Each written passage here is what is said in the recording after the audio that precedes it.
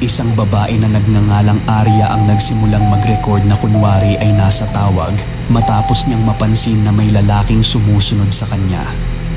Ngunit ilang saglit lang, narinig niya ang mga yabag na mabilis na tumatakbo sa kanyang likuran. Dahil sa takot, dali-dali siyang tumakbo upang makalayo.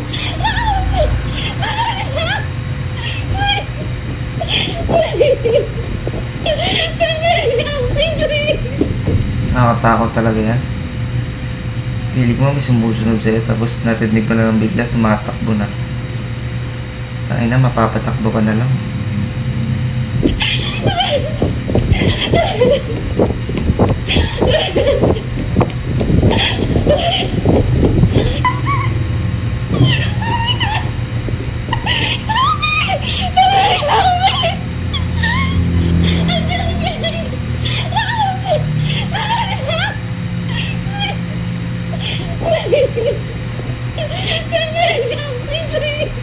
Ano, wala bang sakit? Sakit sa ulo? Kinabukasan, isa sa mga staff ng hotel ang nakakita sa kanyang video at nagulat nang makita na iniwan ni Arya ang kanyang kwarto nang nagmamadali. Lalo pang nakakakilabot dahil may nakitang bakas ng sapilitang pagbukas sa pinto ng maintenance area. Tila ba may pilit na pumasok. Ibinahagi ng staff ang mga CCTV footage kung saan makikita si Arya na tumatakbo sa hallway at nagtago sa elevator.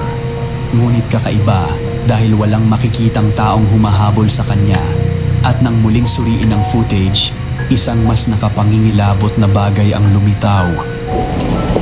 Alright y'all, so I went back and was looking at the video of that girl from the other day, right? Because I'm thinking maybe somebody must be following her because I found that thing in the bathroom. Like, you know, it makes sense that somebody's probably following her. Because not just any person is going to have that tool. I mean, that tool is for getting inside the rooms. So just keep watching the screen right here, man. I saw something that just... Because I'm thinking somebody's following her. Watch, let me fast forward. Watch this.